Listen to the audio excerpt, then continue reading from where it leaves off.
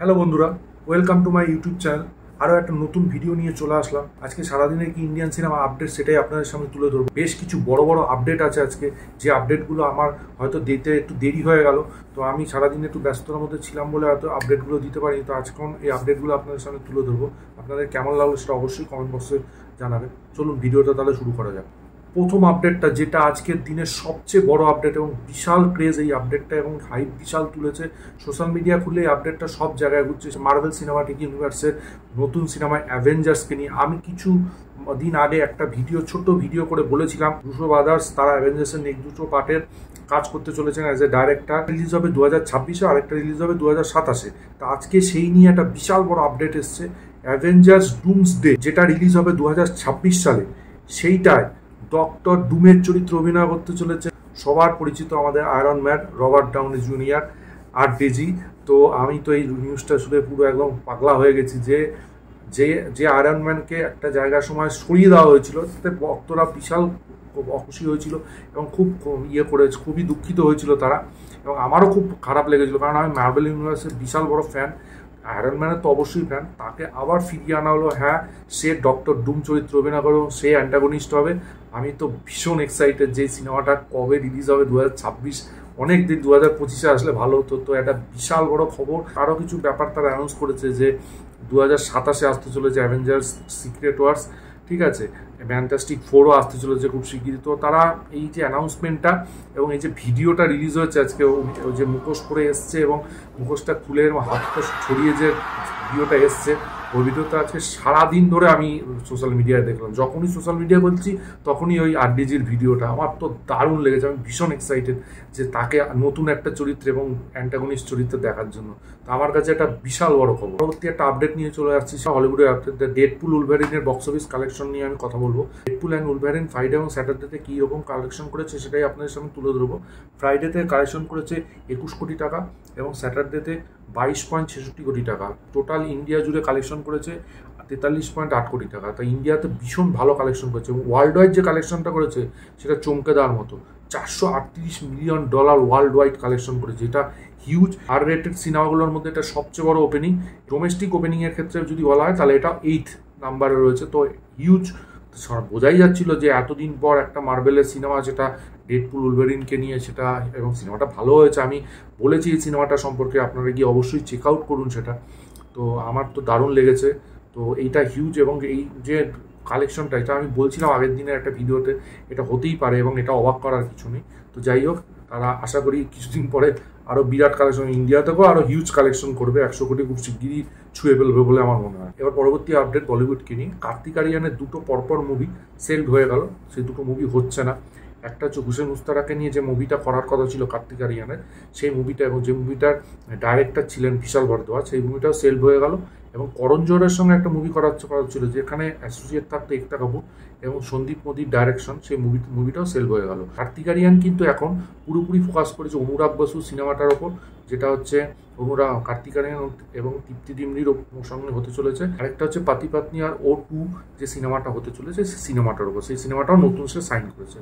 তো ভুলভুলিয়ার পরে এই দুটো সিনেমা আশা করি সে শুটিং করবে এবং এই দুটো সিনেমা, বাকি দুটো সিনেমা সেল হয়ে গেল। করণ জোহরের সঙ্গে জানি না তার কী ব্যাপার, সে করণ জোহরের সঙ্গে সিনেমা মানে সেল হয়ে যাচ্ছে তার বিভিন্নভাবে। তো সেটা এখন জানি না তার কেরিয়ারের জন্য কি। চান্দু চ্যাম্পিয়ন তো মানে বক্স অফিসে মুখ তুবড়ে পড়েছে, সেরকম কালেকশন করতে পারেনি। তো দেখা যাক এই মুভিগুলো কীরকম কী করে। ভুলভুলিয়া ঠিক কীরকম কী করে, পার্ট 2টা তো দারুণও কালেকশন করেছে। SSMB 29 মানে হচ্ছে SS রাজামৌলি এবং মহেশবাবুর যে বইটা, সেই সিনেমাটার নিয়ে আপডেট এসছে।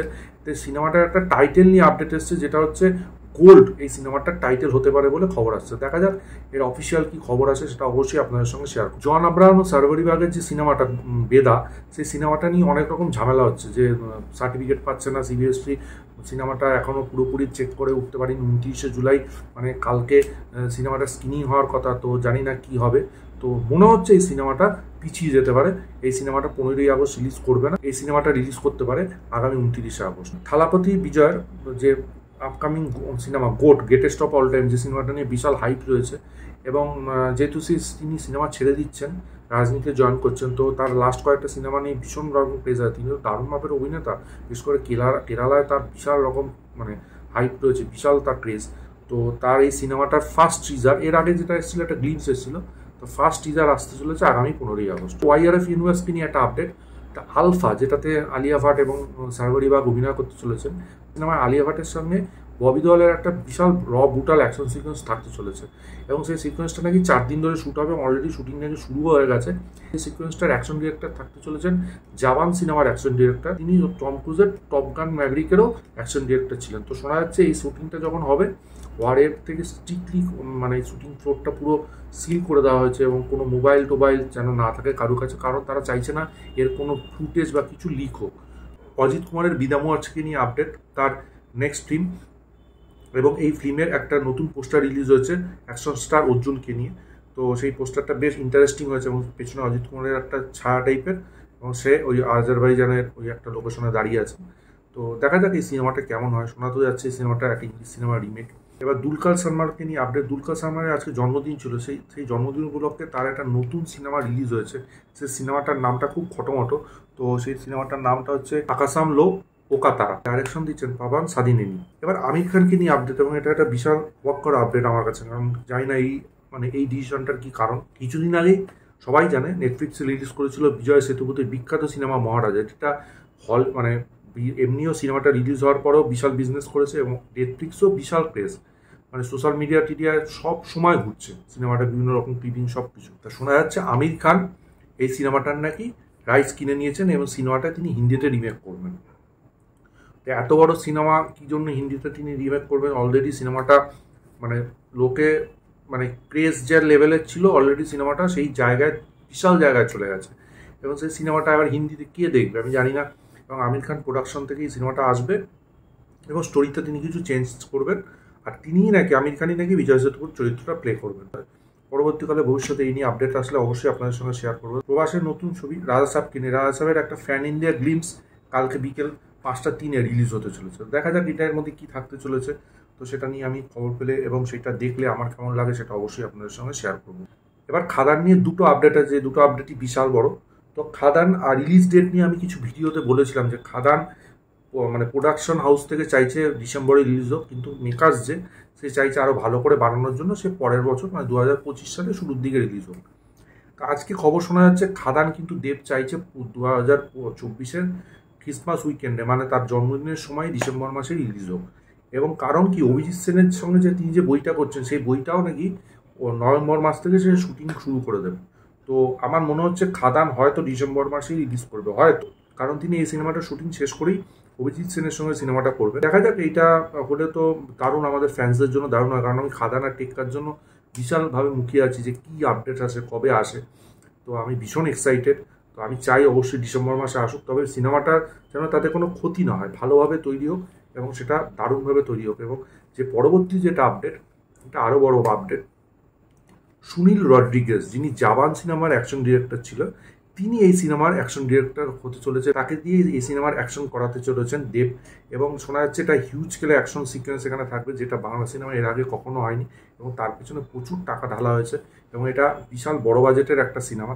এবং এখানে একটা অ্যাকশন এত হিউজ পরিমাণে থাকতে চলেছে, এবং সেটা ইন্টারভেল ব্লকের মাঝে আসতে চলেছে। ইন্টারভেলের আগে হয়তো সেই অ্যাকশন সিকোয়েন্সটা দেখানো হবে, যেটা মানে হিউজ, অনেকক্ষণ ধরে সেই অ্যাকশন সিকোয়েন্সটা চলবে।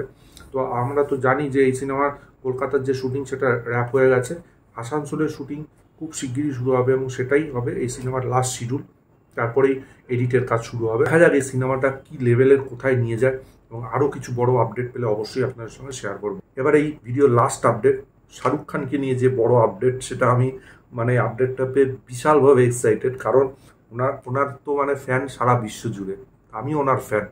তো SRK নতুন সিনেমা, যেটা সুহানা খানের সঙ্গে তিনি করছেন তার মেয়ের সাথে, এবং সুজয় ঘোষ তার ডাইরেক্টর, সেই সিনেমায় ডেবিউ করতে চলেছেন SJ সূর্যা। হ্যাঁ, আপনারা ঠিকই শুনেছেন, বিখ্যাত সুপারস্টার SJ সূর্যা সেই সিনেমায় ডেবিউ করতে চলেছেন বলিউডে। তো আমি তো ভীষণ এক্সাইটেড খবরটা, এবং সেই সিনেমার ভিলেন হবে। তো এটা একটা বিশাল বড় খবর, এবং এই খবরটা পেয়ে আমি তো ছিটকে গেছি বলা চলে। তো আমার দারুণ লেগেছে। তা আপনাদের এই টোটাল আপডেটটা নিয়ে কি মতামত সেটা অবশ্যই কমেন্ট বক্সে জানান। ভিডিওটা ভালো লাগলে লাইক করুন, শেয়ার করুন, চ্যানেলটা অবশ্যই সাবস্ক্রাইব করুন, পাশে থাকা বেল আইকনটা ক্লিক করুন পরবর্তী নতুন কোনো আপডেটসের জন্য। ততক্ষণের জন্য গুড বাই বন্ধু।